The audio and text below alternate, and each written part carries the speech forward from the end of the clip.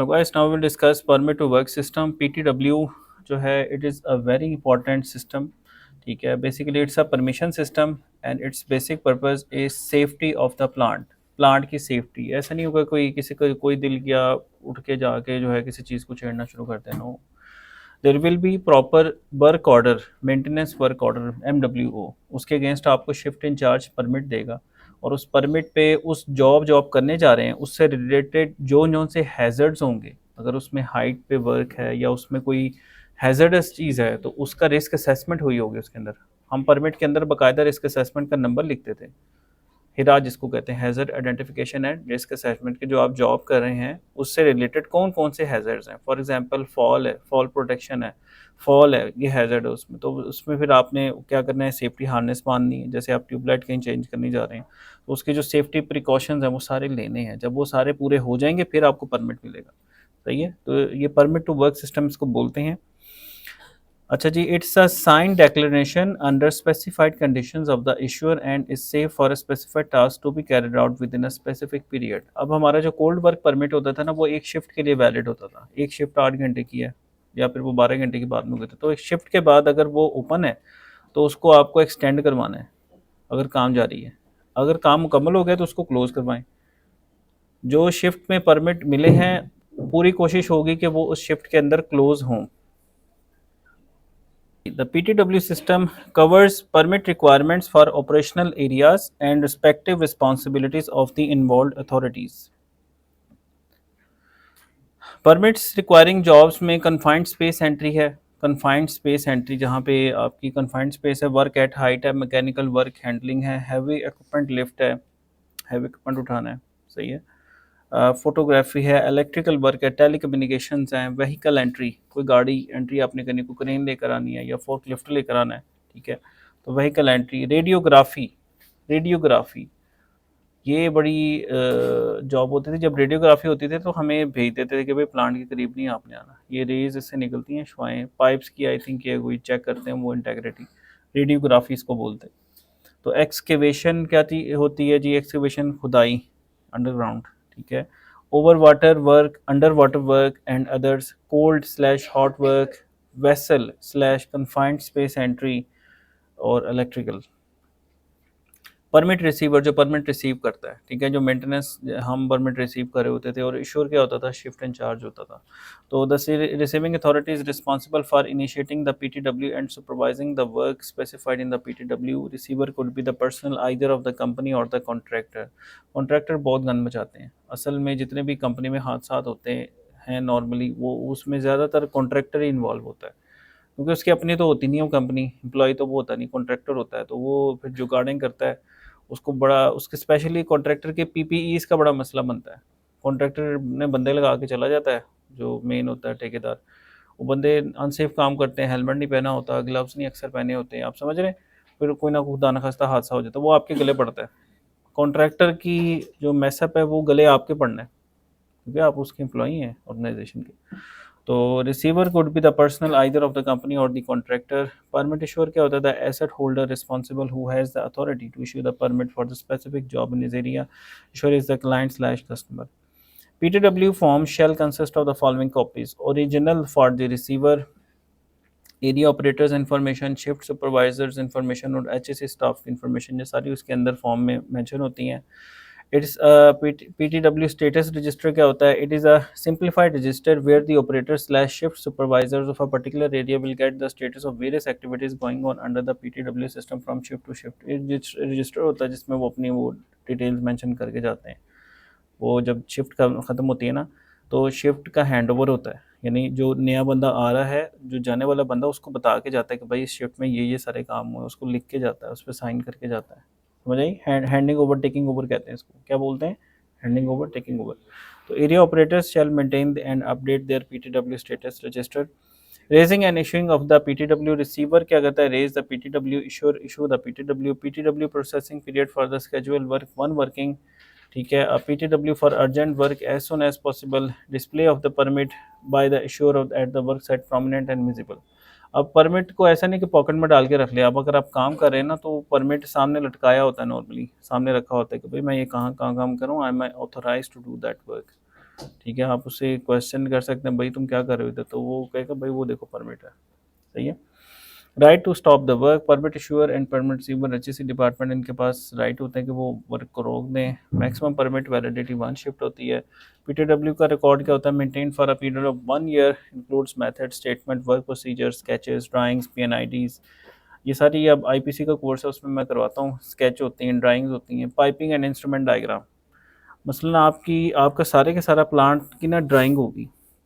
Electrical engineers जो होते हैं ना, इंजीनियर्स वो ड्राइंग से चलते हैं। मसलन अगर मैं किसी प्लांट पे जाता हूँ अभी, तो मैं उनको कहूँगा ड्राइंग लेकर आओ। मैं प्लांट पे जाके जगह जगह विजिट नहीं करूँगा, मैं ड्राइंग मुझे पढ़नी आनी चाहिए। इलेक्ट्रिकल की ड्राइंग, इलेक्ट्रिकल में ड्राइंग क्या होती है, पावर जनरेशन में देखें तो सिंगल लाइन डायग्राम होती हैं, जिसमें लाइंस होती हैं, इसमें जनरेटर शो होते हैं, मोटर शो होते हैं, पूरा जैसे यूनिवर्सिटी की एक सिंगल लाइन डायग्राम होगी। इसी तरीके से पाइपिंग एंड इंस्ट्रूमेंट डायग्राम हमारे प्लांट पे होते थे, जिसमें इंस्ट्रूमेंटेशन जितनी लगी है प्लांट के अंदर, कंट्रोलर जो लगे हैं वो उस पर मैंशन होते हैं सारे। ये ऑनलाइन मेरी वीडियोस हैं, आप देख सकते हैं यूट्यूब के ऊपर।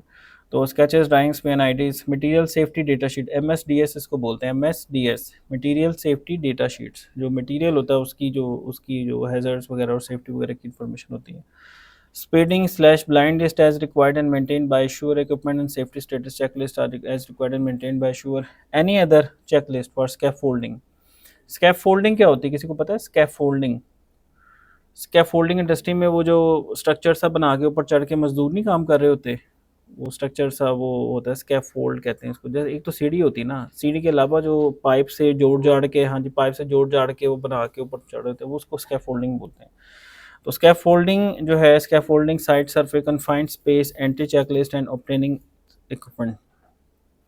अच्छा जी, nature classes of work required PTW, इसमें कोल्ड वर्क परमिट है, हॉट वर्क करते हैं, कन्फाइंड स्पेस वर्क परमिट है, वर्क एट हाइट है, हैवी इक्विपमेंट लिफ्ट है, फोटोग्राफी है, electrical work and related aspects है, instrumentation and control system work, ठीक है, इंस्ट्रूमेंटेशन कंट्रोल, ये मेरा area. Telecommunication information IT, heavy equipment, heavy vehicle entry, radiography जो मैकेनिकल वाले करते होते थे पाइप्स वगैरह को चेक करने के लिए, radiography, excavation, road closure. Cold work क्या होता है जी, work which unlikely to create a source of ignition, जिसमें इग्निशन का सोर्स नहीं होता, अनलाइकली होता है, उसकी प्रोबेबिलिटी कम होती है। These include bolting unbolting of pipe fittings, fitting को उतारना जोड़ना पाइपों को, ठीक है। Vessel flanges containing flammable toxic materials, vessel के फ्लैंज, फ्लैंज ये होता है वो जो पाइप का वो जो गोल सा होता है ना, पाइप के एंड पे एक गोल सा लगा होता है, जिसे एक पाइप को दूसरे पाइप से कनेक्ट करते हैं बोल्डर, उसको फ्लैंज बोलते हैं। तो manual excavation of a depth of less than 1.2 metre, erection of scaffolding, removal of de-energisation electrical equipment and instrument equipment. Hot permit में क्या होता है कि नॉर्मल हॉट वर्क, इसमें क्या होता है, it is a work where heat or sparks may be generated making it possible to ignite flammable liquids vapours gases or other combustible, यानी अगर इसमें कोई स्पार्क वगैरह आ जाएगा तो वो हॉट परमिट पे चेंज हो जाएगा, ठीक है। इंक्लूड्स इसमें नॉन इंट्रिंसिकली सेफ और एडिक्वेटली प्रोटेक्टेड इलेक्ट्रिकल इलेक्ट्रॉनिक। अब ये इंट्रिंसिकली सेफ, इसमें बड़ी बातें आ रही हैं भाई। देखो इंट्रिंसिकली सेफ क्या चीज़ होती है, देखें जो ऑयल एंड गैस थी हमारे पास ना, उसमें गैस का क्लाउड होता हो सकता है, ठीक है, और ऑक्सीजन भी होते हैं, अगर उसको स्पार्क मिल गया तो धमाका हो जाएगा। तो इलेक्ट्रॉनिक जो इक्विपमेंट वहाँ पे लगे होते थे, ट्रांसमीटर वगैरह, वो इंट्रिंसिकली सेफ होते थे। इसका क्या मतलब, इसका मतलब ये है कि उसमें जो एनर्जी थी 24 वोल्ट की, वो उसमें करंट नहीं होता था। यानी आपको पता है कि स्पार्क वोल्टेज और करंट की ज़रूरत से बनेगा ना, पावर पावर टाइम से जब देंगे तो वो एनर्जी बनेगी। तो अगर हम करंट ही उसका रिड्यूस कर दें बहुत ज़्यादा, तो स्पार्क पैदा ही नहीं होगा। इसको बोलते हैं intrinsically safe, intrinsically safe equipment. और जाहिर है ये बहुत कॉस्टली होता है। अगर एक एक ट्रांसफर 10 रुपये का, तो ये 100 रुपये का होगा, उससे अच्छा खासा कॉस्टली होगा, क्योंकि ये इंट्रिंसिकली सेफ है। फिर इसमें और बहुत सारी कैटेगरीज आती हैं, वो मैं आगे लेक्चर्स में आपको करवाऊंगा। आई पी आपने देखा मोबाइल फ़ोन्स में आजकल लगे हुए हैं, IP66, IP दिस देखा ना, को पानी में डाल दो मोबाइल फ़ोन, उसके अंदर पानी नहीं जाएगा, बारिश हो जाए मोबाइल ख़राब नहीं होगा। वो IP रेटिंग, इंग्रेस प्रोटेक्शन उसको बोलते हैं। पानी मारे, जेट जेट मारना, फिर डिफरेंट डायरेक्शन से एंगल से पानी उसमें मारने के, उसमें पानी ना घुसे, उसको कहते हैं IP रेटिंग। क्या बोलते हैं उसको, IP रेटिंग, आगे बताऊंगा मैं आपको। तो नॉन इंट्रिंसिकली सेफ और adequately protected electrical electronic equipment, fractional heat producing work which is to be carried out in such a way as to keep the temperature of the tools and workpiece below 100 degree C, ठीक है। Work on equipment, work on equipment containing pyrophoric material, sand blasting, ये सारी वहाँ की terms plant की हैं। Pneumatic hacksaws and drills, functioning of vehicles, internal combustion engine, IC engine जो होते हैं आपकी गाड़ी में भी जो लगे होते हैं, और इंडस्ट्री में ये लगे होते हैं पावर हाउस के अंदर। यहाँ भी लगा हुआ है कि इंजन, जो जनरेटर पड़ा हुआ है ना ग्रीन से रंग का, उसमें इंजन लगा हुआ है, प्राइम मूवर होता है। देखें, जो जनरेटर होता है ना उसको आपको घुमाना होता है, फिर वो बिजली पैदा करता है। मोटर को आपको बिजली देनी होती है, वो घूमना शुरू होती है। ये दोनों एक दूसरे के रिवर्स होते हैं। ये आप पढ़ेंगे इलेक्ट्रोमैकेनिकल सिस्टम में, उसकी मेरी वेबसाइट, मेरी चैनल पे इसकी वीडियोस में अगर आप देखना चाहते हैं देख लें। It is where sufficient level of incendiary energy is generated to ignite flammable liquids, vapours, gases and other combustible materials including flame heating, cutting, welding। ये open flame, naked flame hot work, naked flame यानी जिसमें आप expose हैं flame पे, ठीक है, तो वो जाहिर है वहाँ पे काम करना है तो बहुत एक्स्ट्रा कॉशन के साथ आपने काम करना है। Confined space entry. Entry of at least head and shoulders is possible. Access and egress might be physically restricted. Egress is restricted or difficult. निकलना, अंदर जाना और निकलना. Light is insufficient to work. A risk of oxygen deficiency exists and there is a risk of accumulation of dust, vapor, gases. वो एक एडको की website से जिसमें दिखाते हैं कि वो एक बेचारा वर्कर वेल पे गया होता है उसको रिपेयर करने। वेल के अंदर ना, वेल के अंदर होती है कन्फाइंड स्पेस एक किस्म की बन जाती है, ऑक्सीजन कम होती है, उसकी डेथ हो जाती है वहीं पे।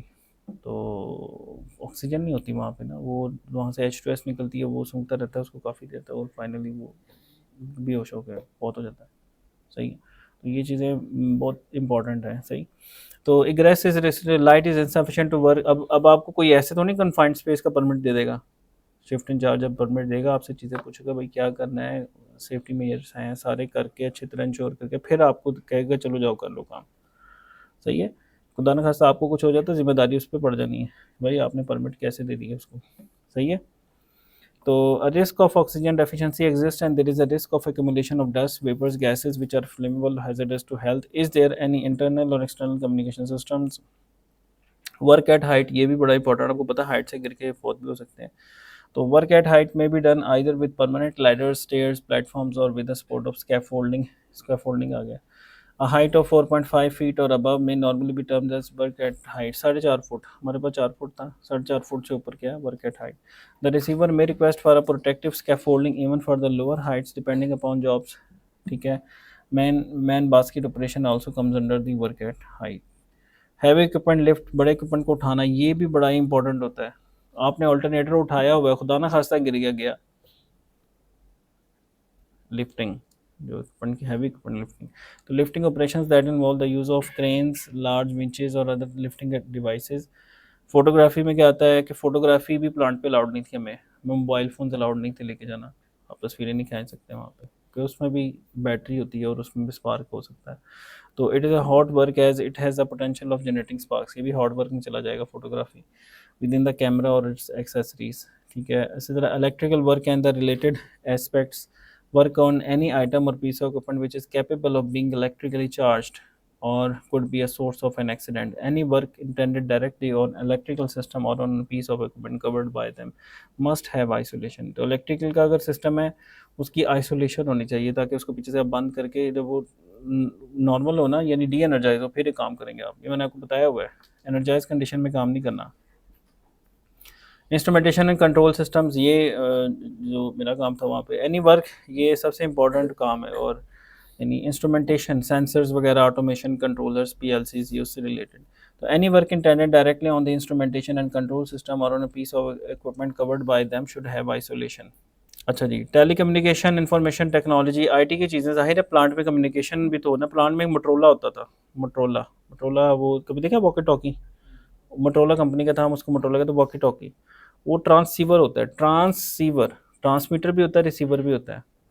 मतलब ऐसे आपको आवाज़ आती रहती है, बड़ा शोर करता है और फिर आवाज़ें आनी बोलने के लोगों के, फिर अगर आपने बोलना है तो आप बटन दबाते हैं, control room, call back control room. हाँ जी, वही वाला प्लांट में भी होता है। जैसे मैं ऐसे control room, call back control room, Arsalan calling control room, इस तरह से, फिर आगे से वो जी जी Arsalan yes please go ahead, इस तरह से कम्युनिकेशन हमारी होती है पूरे प्लांट में। सही है, so it covers the communication infrastructure and it's critical to be maintained in sound operational state। All related work should be concurred with the IT manager। Vehicle entry, अगर आपने वहाँ क्रेन लेके जानी है, फोकलिफ्ट लेके जाना है, उसका भी परमिट होता है। ऐसे नहीं आप उठा के क्रेन लेके दौड़ जाएं प्लांट पे, क्रेन आगे खड़ी हुई है, ऐसा नहीं होता। प्रॉपर रीज़न होगी, ठीक है, अप्रूवल होगी।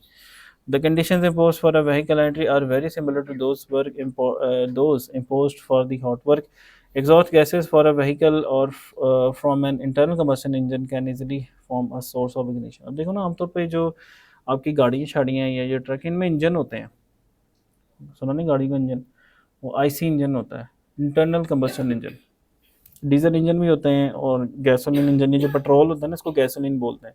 इसमें स्पार्क प्लग होते हैं, स्पार्क हो सकता है, धमाका हो सकता है। तो internal combustion engine can easily form a source of ignition. A designated route must be follow to reach the operational destination. Speed limit control should be implemented. Crane या हैवी इक्विपमेंट आ रहा है ना, या गाड़ी भी है, तो 20 किलोमीटर पर आवर की स्पीड हम रखते थे, आहिस्ता आहिस्ता चले। अब ये नहीं आप दौड़ा रहे हैं आप गाड़ी प्लांट पे, इस तरह नहीं होता है, स्पीड की भी लिमिट होती है आपकी, सही है। तो speed control should be implemented at site. अच्छा, रेडियोग्राफी, ये वही वाली activity. Radiography radiation is a silent killer. जब ये होती थी ना, तो हमें भेज देते थे कि जाओ भाई प्लांट पे नज़र नहीं आना, सही है, इसके बड़े वो इफेक्ट्स हैं गलत। तो hence safety measures such as personal monitoring devices, protective aprons must be taken into account. Radiography must be conducted by competent person and all chances of unwanted radiation exposure. People involved in this job should be eliminated, ये देखें, slash minimized to the acceptable limits। अच्छा, excavation क्या होती है जी? खुदाई। It involves breaking of the ground below the level. Underground जहाँ पे आपका आता है, पाइपलाइन होगी या केबल होगी, there is a risk of damage to buried pipe equipment structure foundations और electrical cables. It can also be taken to cover such jobs or cutting into the walls or ceilings or drilling bore holes। अच्छा जी, अगर road closure, सड़कें बंद कर देना, मैंने designated road और permanent access way is required to be close either partial completely for the work to take place और work should be raised. अच्छा जी, उसके बाद एक्सेप्शन टू पीटीडब्ल्यू सिस्टम। कुछ ऐसी एक्टिविटीज़ होती हैं उसके परमिट की ज़रूरत नहीं होती, वो रूटीन एक्टिविटीज़ हैं आपकी, ठीक है। आप जैसे normal operation, monitoring and control को रीडिंग लेना कहीं से, वो आप नहीं लेनी है रीडिंग, कोई सैंपल लेना, वो उसमें परमिट की ज़रूरत नहीं है, नॉर्मल है। Normal cleaning and housekeeping operation, उसमें परमिट की ज़रूरत नहीं है। Normal operational draining, sampling, checking of lubrication level, oiling and greasing. Special jobs क्या होता है कि जी, opening of vent plug for minor local venting of the gas during the depressurisation. अब आप निकाल रहे हैं इक्विपमेंट को, एक वेसल था प्रेशर, उसको डिप्रेशराइज करें, तो आप उसके जो प्लग होते हैं वो खोल देते हैं ना, ताकि निकल जाए सारा कुछ, तो वो उसके जॉब, उसके लिए जरूरी नहीं। Electrical isolation, D isolation. अच्छा, इसमें वैसे हमारे पास परमिट होता था इलेक्ट्रिकल आइसोलेशन, डी आइसोलेशन का, ठीक है। अब जो रूटीन वाली है उसकी उसकी नहीं होगी, लेकिन अगर कोई स्पेशल जॉब है उसका होगा। Emergency services such as fire and safety personnel shall normally carry routine inspection and minor maintenance of their portable equipment in the area without the PTW। तो ये था जनाब परमिट टू वर्क सिस्टम का एक छोटा सा overview. Thank you very much for listening.